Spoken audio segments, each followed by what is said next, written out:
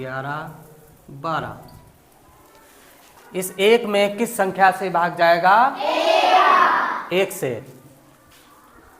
और 2 में किसका किसका भाग जाएगा? है 1 का भी जाएगा और 2 का भी जाएगा।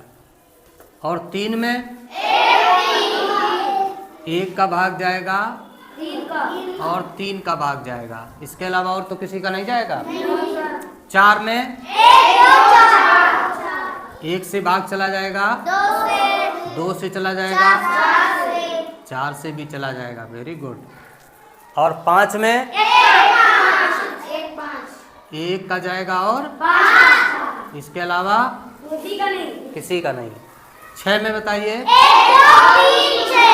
1 का जाएगा, 2 का, 3 का, 6 का। बहुत बढ़िया। 7 में बताइए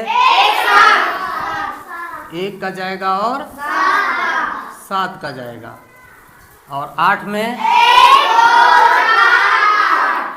1 का, 2 का, 4 का, 8 का। इतनी भाग चला जाएगा। 9 में अगर देखना चाहें, 9 में किसका किसका जाएगा? 1 का, 3 का और इसी तरह 10 में 1, 2, 5 और 10। ये मैं क्यों बता रहा हूँ? इसका भी बताने का कोई रीजन है। देखिए यहाँ पर आप देख रहे होंगे कि इस 1 में केवल 1 का भाग गया है, यानी इस 1 को केवल 1 ही हरा पा रहा है।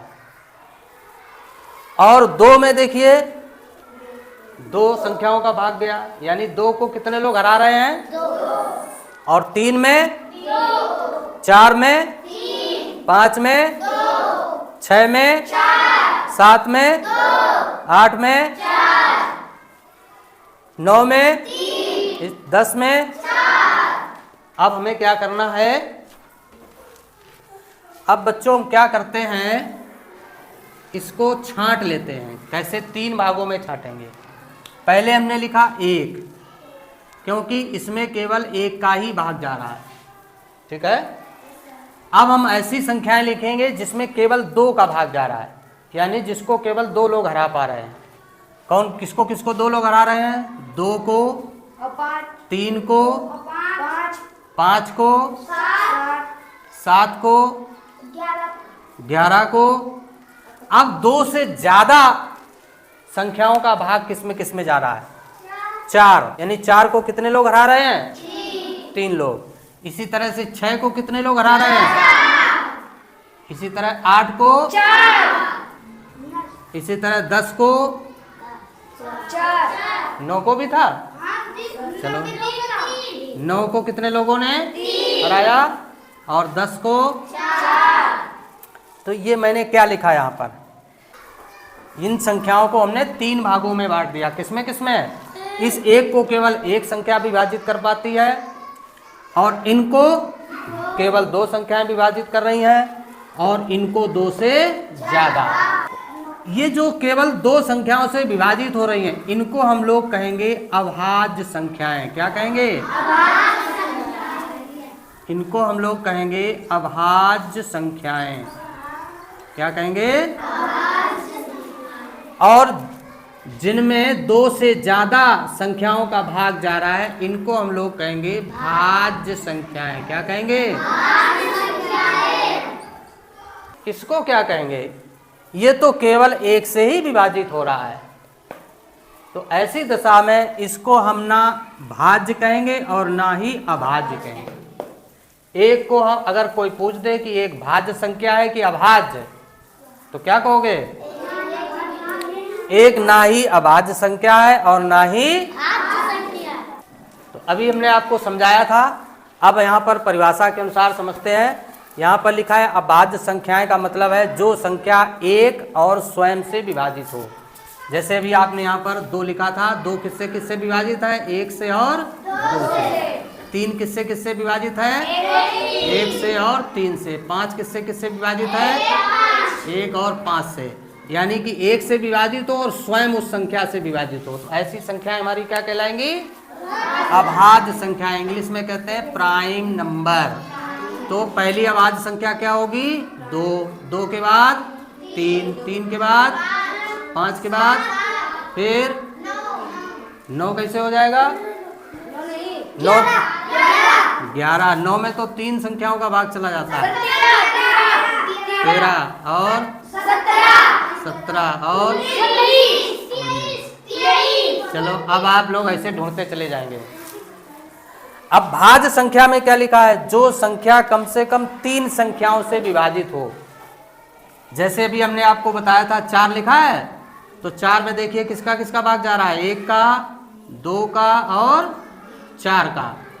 8 में देखिए किसका किसका जा रहा था? 1 का, 2 का, 4 का और 8 का।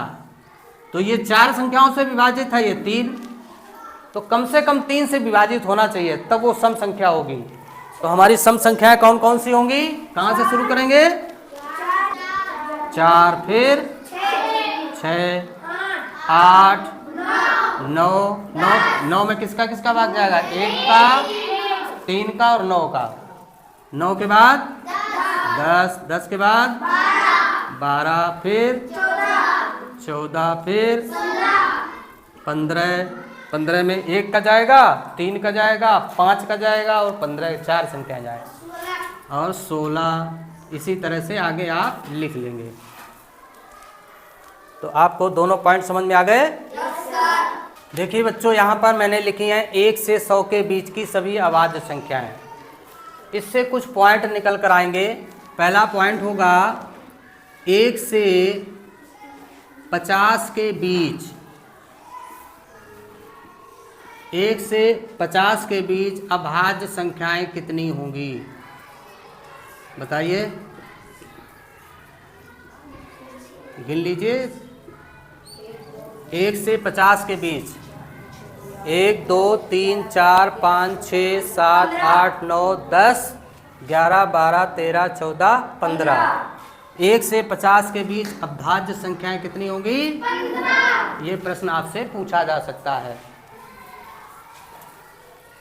दूसरा पॉइंट इससे निकल के आएगा 50 से 100 के बीच। बताइए कितनी होंगी? 22। 50 से 100 के बीच 25। 50 के आगे जाइए, 47 के बाद 1, 2, 3, 4, 5, 6, 7, 8, 9, 10। ये पूछा क्या जा रहा है, ये ध्यान से देखा करो। मैंने लिखा है 50 से 100 के बीच। क्या लिखा है? 50 से 100। प्रश्न कुछ पूछेगा कुछ और, तुम बता दो कि कुछ और। 1 से 100 के नहीं पूछा है, 50 से 100 के बीच पूछ रहा है। 50 और 100 के बीच कितनी अभाज्य संख्याएं होंगी? 10। तीसरा पॉइंट निकल के आएगा 1 से 100 के बीच 25। हाँ, आप 25 बताइए। 1 से 100 के बीच अभाज्य संख्याएं कितनी होंगी? इन दोनों को जोड़ दिया जाएगा। इन पॉइंट्स को आपको याद रखना पड़ेगा, ये बहुत इंपॉर्टेंट प्रश्न है। इसी तरह से आप कुछ पॉइंट और याद कर लेंगे। 1 से 200 के बीच अभाज्य संख्याएं कितनी होंगी? लिख कर के चेक कर लेंगे। 1 से 200 के बीच अभाज्य संख्याएं 46 होती हैं। 1 से 500 के बीच कितनी अभाज्य संख्याएं होंगी? 95। ये कुछ बिंदु आप याद कर लीजिए, अभाज्य संख्याओं से रिलेटेड है। अभी हम लोगों ने जो भाज्य और अभाज्य संख्याएं पढ़ी हैं, उससे संबंधित कुछ महत्वपूर्ण बिंदु और आएंगे। जैसे एक आपकी भाज्य संख्या है कि अभाज्य संख्या है? बताइए, ध्यान से बताइए। कोई बता रहा है भाज्य, कोई बता रहा है भाज्य। अभी अभी सब पढ़ चुके हैं। एक ना ही अभाज्य संख्या है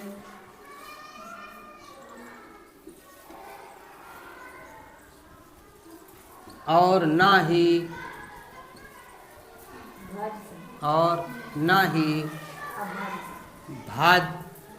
भाज्य संख्या है। अभी अभी मैंने इतना समझाया था, हाँ सर। कैसे बताया था? एक में किसका किसका भाग जाता है? एक का तीन। केवल एक का। दो में किसका किसका भाग जाता है? एक और दो का। चार में किसका किसका जाता है? एक और दो तीन। एक तीन। एक दो। अभाज्य के लिए कम से कम दो संख्याओं से भाग जाना चाहिए, एक और स्वयं वो संख्या। इसमें तो केवल एक ही है कि नहीं?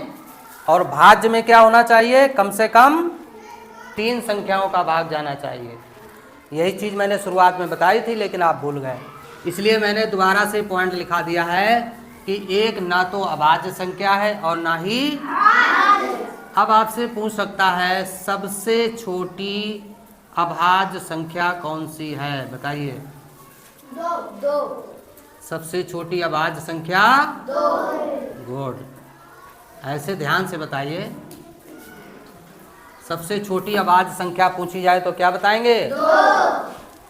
और आपसे पूछा जा सकता है सबसे छोटी भाज्य संख्या। तीन। अब दो उत्तर आ गए, 3 और 4। भाज्य संख्या बताइए। अभी हमने दोनों के उदाहरण लिखवाए थे। भाज्य संख्याएं कहाँ से शुरू हुई थी? 4 से। देखो अभी परिभाषा में लिखा है कि नहीं भाज्य संख्या? और भी अभी जस्ट बताया था 1 2 4 लिखा था। सबसे छोटी भाज्य संख्या कौन सी आई थी? 4। इतनी जल्दी भूल जाओगे तो कैसे काम चलेगा? 2 को छोड़कर अन्य कोई सम संख्या अभाज्य नहीं है। इसको ध्यान से समझिए। अभाज्य नहीं है, क्या बताया जा रहा है यहाँ पर? सम संख्याएं हम लोग पढ़ चुके थे ना? सम संख्याएं कौन कौन सी थी? 2 4 6 8 10। ये सभी भाज्य संख्याएं हैं कि नहीं है? दो भी भाज्य संख्या है? नहीं। दो भाज्य संख्या है कि अभाज्य? अभाज्य है, क्योंकि दो में केवल एक का भाग जाता है और जिसको केवल 2 लोग हरा पाए वो अभाज्य, और जिसको 2 से ज्यादा हरा दें वो भाज्य। ऐसे याद कर लो। अब यहाँ देखिए ये सब सम संख्याएं लिखी हैं, केवल 2 को छोड़कर सारी सम संख्याएं आपकी भाज्य होंगी। ये सभी संख्याएं कैसी होंगी? भाज्य। तो यहाँ पर पॉइंट जो लिखाया गया है वो क्या है? केवल 2 को छोड़कर कोई भी सम संख्या अभाज्य नहीं, बाकी सब संख्याएं भाज्य हैं। एक पॉइंट और आता है, सम और सबसे छोटी अभाज्य संख्या। बताइए कौन सी होगी? दो। सम भी हो और सबसे छोटी अभाज्य हो, दो ही है। अभी ऊपर भी ऐसा ही पॉइंट लिखा है, इसको भी याद कर लीजिए। एक पॉइंट और यहाँ पर बनाएंगे, 3 अंकों की सबसे छोटी अभाज्य संख्या। बताइए। सर क्या? 3 अंक की सबसे छोटी अभाज्य संख्या। 4। बच्चों ध्यान से पढ़िए। 6। मैंने कहा है 3 अंकों की। 6। 99 तक 2 अंक रहते हैं। 99 के बाद जब हम लिखते हैं तब कितने अंक आ जाते हैं? 3 अंक।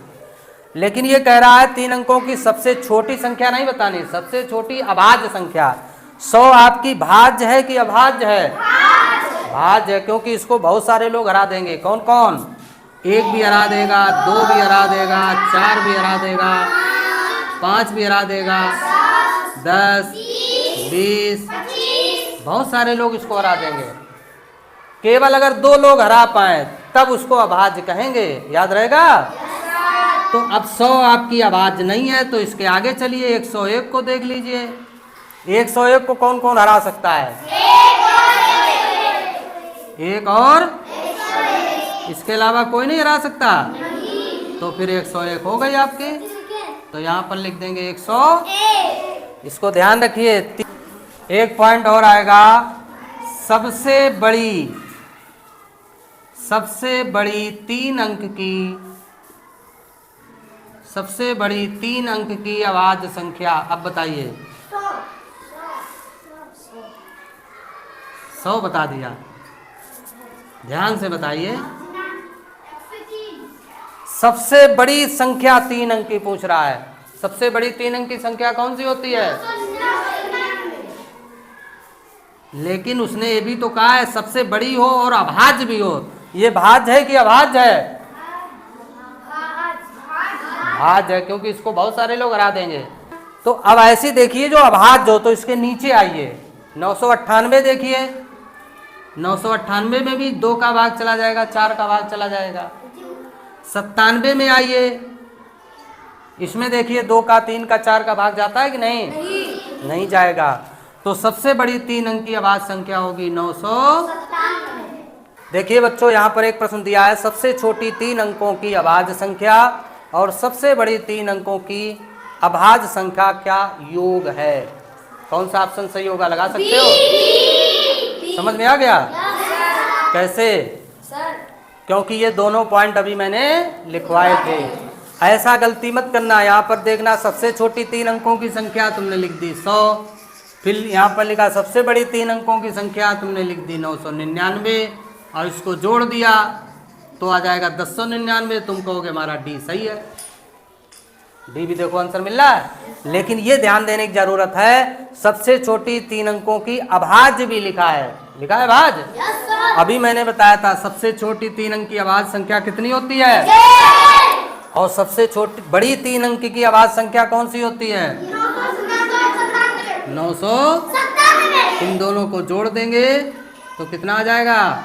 1098। कौन सा उत्तर सही आया? प्रश्न को ध्यान से पढ़ करके लगाइए। एक प्रश्न और दिया है, 40 और 50 के बीच कितनी अभाज्य संख्याएं हैं, बताइए।